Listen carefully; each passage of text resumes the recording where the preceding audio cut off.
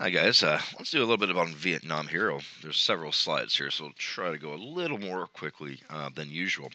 Under JFK, who we just talked about the other day, the war, you say the war actually started, but certainly under JFK, the U.S. had fully committed to aiding the South Vietnamese. Would you say war yet? Well, that's really a judgment call. You had 16,000 advisors. I mean, and that's a lot of advice in South Vietnam at the time. Was that really a military force? Well, it's a lot of people, but technically it was not considered being at war yet. One of the things that the United States was doing, and we'd mentioned this before, about how the United States really only cared about stopping communism, and it didn't matter who helped them do it. And in this case, the U.S. was supporting a very unpopular president, and his name was Ngo Dinh Diem. And he was extremely unpopular, very, very corrupt, but also he was pretty much anti Buddhist. And as you might be aware, Vietnam was a very heavily Buddhist country. And that's where this famous picture of monks lighting themselves on fire. It was a form of protest over Dim's leadership, or really lack of leadership, and oppression of the Buddhist people. Eventually, he was assassinated or killed, military style, depends what you say. His generals and other security guards or bodyguards ended up arranging for him to be executed. As you can see, his own generals right there. Whoops, sorry about that. Arranged for him to be assassinated. And so one of the things, well, why are we talking about this? This doesn't really have a lot of military relevance. It's because this is one of the many things that caused the people of Vietnam to distrust the USA. And one of our goals was supposed to win the hearts and minds of the people and show them that life under with the United States is better.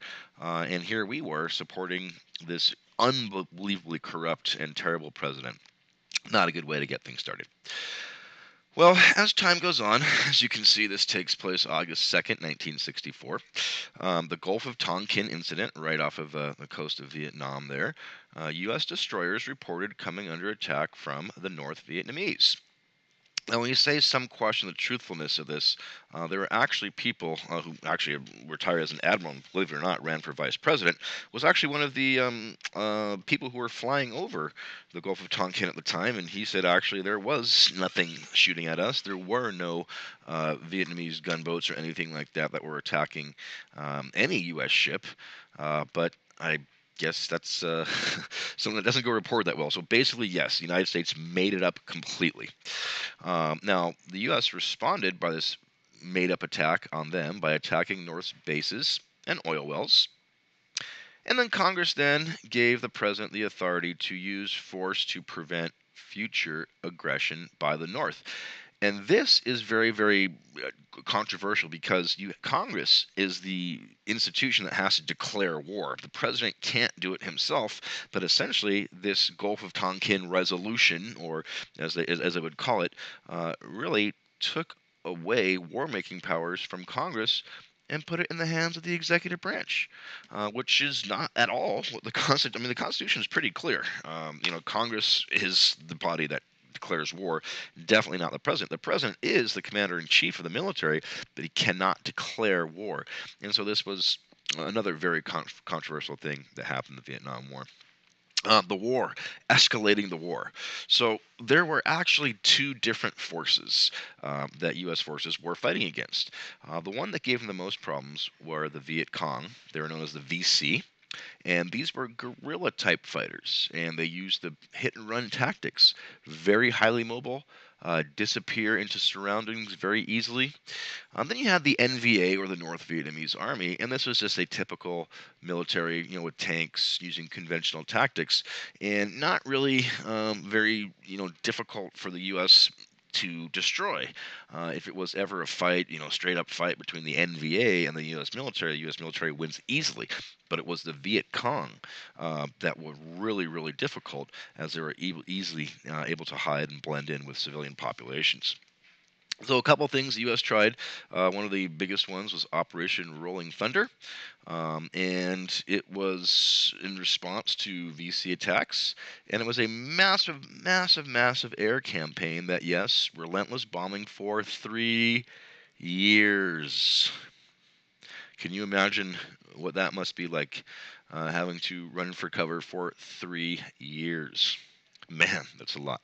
Another big major, there's Da Nang right here. Another big major event was the landing of U.S. troops landing in Vietnam, and that was July 28th. Troops increased to more than 180,000. Remember, we started back with 16,000 advisors, and now we're at 180,000 by 1966, 385,000 by 68, 536,000. That's the size of a big city.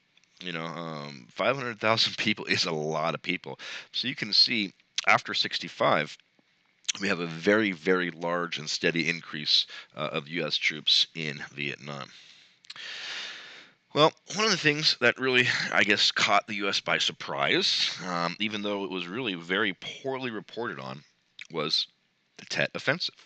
As you might know, Tet is the name for the Vietnamese New Year, and the Tet Offensive was a series of very highly coordinated attacks all over South and I guess parts of Central Vietnam. So it wasn't just in one area. It was many different areas, and there were coordinated attacks that happened at the same time. And even though it is true the Tet Offensive was a major battlefield victory for the U.S., there's no doubt about it. Now, at first, the Viet Cong were absolutely able to catch the U.S. and South Vietnamese forces by surprise. So the first day, first 2 days, it was okay. Well, dang, what's going on here? But then, within 2 days, the U.S. had really been able to take back almost everything taken by the Viet Cong, and really did major major damage to the Viet Cong. In fact, they almost completely wiped out the Viet Cong, which was a very good thing for the U.S. military, because that was the group that was giving them so many problems. However, even though it was a major battlefield victory for the U.S., it caused serious concerns about the success of the U.S. strategy, and called into question whether or not the U.S. could truly win the war. The North, and the reason, well, why was this? It was a total battlefield victory. Two reasons. One, it was because the North demonstrated they could hit the South, and the Americans where and when they chose. But the second reason is this person, Walter Cronkite, once known as the most trusted man in America. This decision was very, very polarizing. His decision was very, very polarizing, and really, in some ways, somewhat people would say questionable. But here's what happened. Despite the Tet Offensive being a disastrous military outcome for the North, no one denies that. Remember, the VC were almost totally destroyed. Walter Cronkite, who was at one time the most trusted American, claimed the war would end in a stalemate, and there was no way the Americans could win this war. And this was after a huge, huge, huge battlefield victory for the United States. Now, saying, okay, well, that's just one man's opinion. Yes, but he was the most trusted man in America at the time, and it had a negative effect on the public's commitment to Vietnam, as well as the morale of the military. Well, unfortunately, even more shocking events come by. We know that shortly after the Tet Offensive, Martin Luther King Jr. assassinated by James Earl Ray, and then JFK's brother, Robert Kennedy, assassinated as he was running. He was campaigning for the Democratic presidential nomination. And that two very, very major incidents that certainly shook the confidence, and really led to a lot of, really destabilization. Then we had the 1968 Democratic National Convention, and this took place in Chicago. The mayor of Chicago, Richard Daley, was ready for what he thought were going to be a lot of massive protests, and there were. Police force working 12-hour shifts, the military back up the police. And what happened is that the police on live television brutally suppressed the protests by the demonstrators. Americans watching on TV were absolutely horrified, people getting beat up left and right. And riots started to erupt all over the globe. I mean, this sounds like, wow, in the 60s must have been a crazy, crazy time. I know we're living in crazy times right now. And I wasn't alive for the 1960s. I was born in 74. And so I try to talk to people who were, adults at the time in the 1960s and find out, hey, are we right now in times where it's as bad? Was it worse? Was it, how does this compare to the 60s? And we're hearing about all this crazy stuff that went on in the 60s. And you just wonder, what is going on here? Well, President Nixon, Richard Nixon, or what became president, um, was running. Obviously, we told you he already won, but running against Hubert Humphrey. And Nixon won by promising a return to law and order. And after what the people had seen on the 1968 Democratic National Convention and all the stuff going on in Vietnam, a lot of people were ready for a new message. And also, Nixon promised to end the war and win the peace in Vietnam. Other people who ran, Governor Wallace of Alabama, took 14% of the vote. And because of that, at least the theory goes, Nixon won by a very slim margin. One good piece of news, though: Christmas Eve 1968, Apollo 8 orbited the moon, opening a new era of exploration for the United States. And that's actually some good news, and that was well deserved and well needed. All right, thank you so much.